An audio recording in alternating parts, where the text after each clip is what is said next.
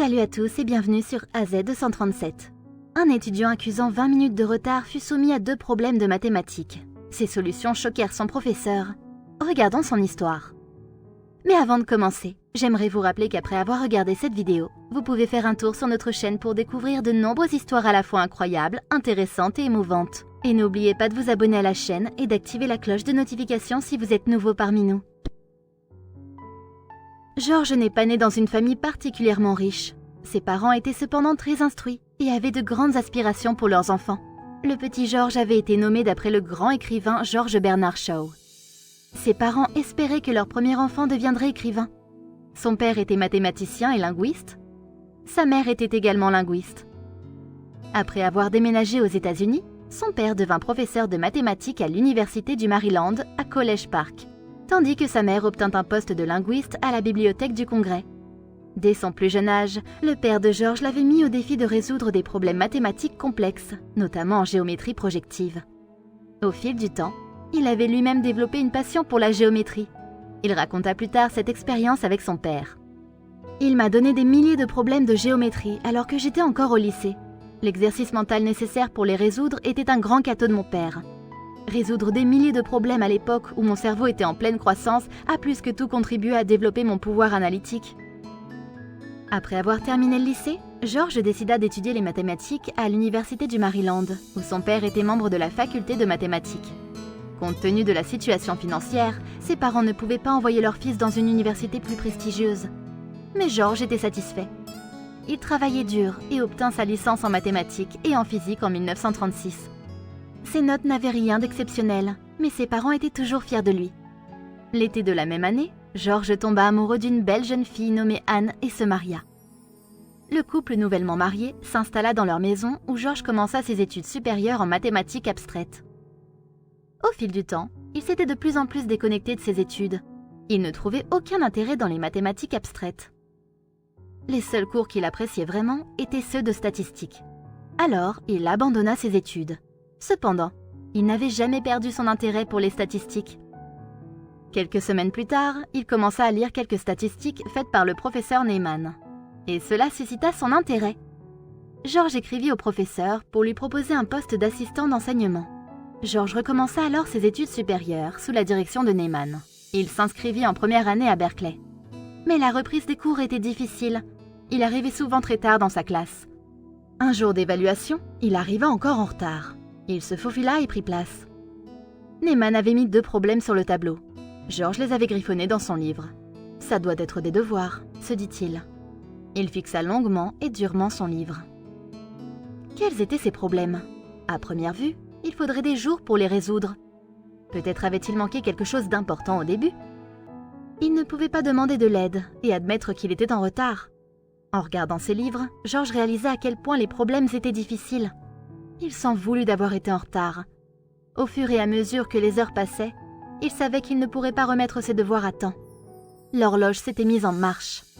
Il n'avait pas encore résolu les problèmes. Il fouilla dans les livres et faillit s'arracher les cheveux en essayant de les traiter. Mais il aimait le défi et était passionné par les chiffres. Et il était déterminé maintenant plus que jamais à résoudre les problèmes d'une manière ou d'une autre. Quelques jours plus tard, Georges était tout souriant. Il avait finalement réussi à résoudre les problèmes. Mais cela aurait dû être fait depuis longtemps. Il se demandait comment Neyman allait réagir. Georges se prépara et marcha vers le professeur. Ce dernier semblait occupé par son travail. Georges s'excusa auprès de lui d'avoir pris tant de temps pour faire ses devoirs. Les problèmes semblaient un peu plus difficiles que d'habitude.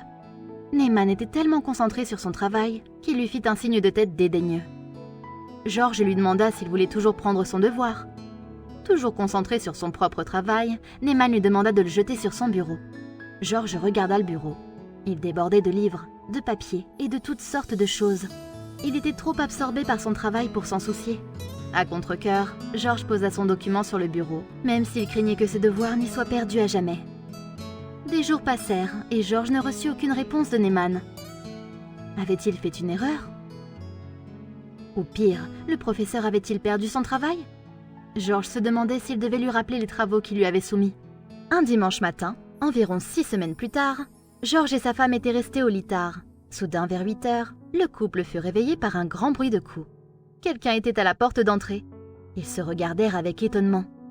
Lentement, Georges se dirigea vers la porte d'entrée et l'ouvrit avec précaution. Il faillit être terrassé lorsque quelqu'un enfonça la porte et fit irruption dans la maison. Les poings serrés, Georges se retourna. C'était Neyman.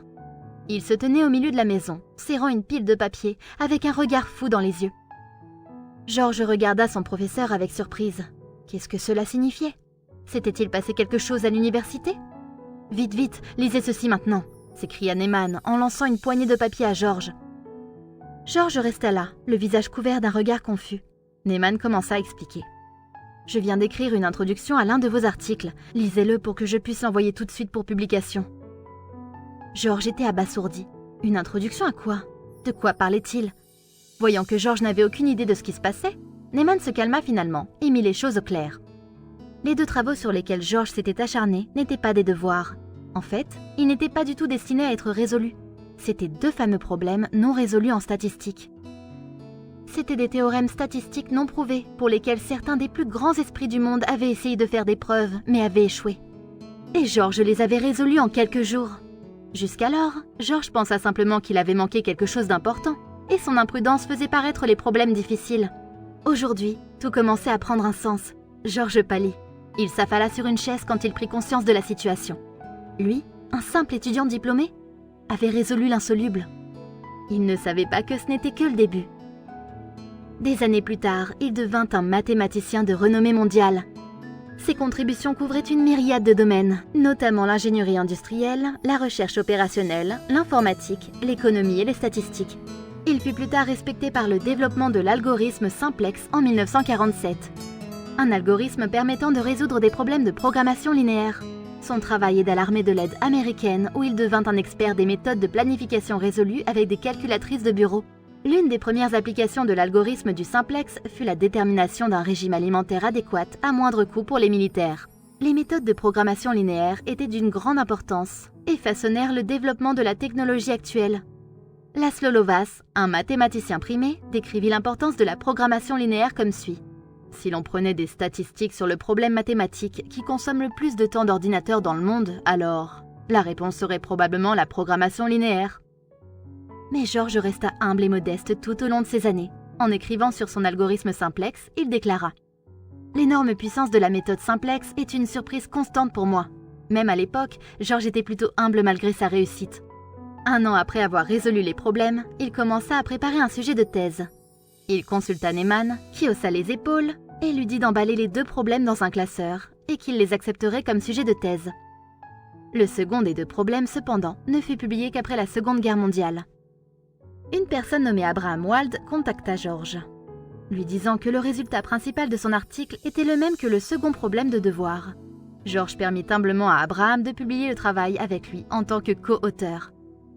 L'histoire devint une légende urbaine à l'intérieur et autour de l'université, qui s'étendit rapidement à d'autres régions d'Amérique. Un sermon dans une église de l'Amérique centrale salua Georges comme ayant résolu 10 problèmes dans le cadre de ses examens finaux.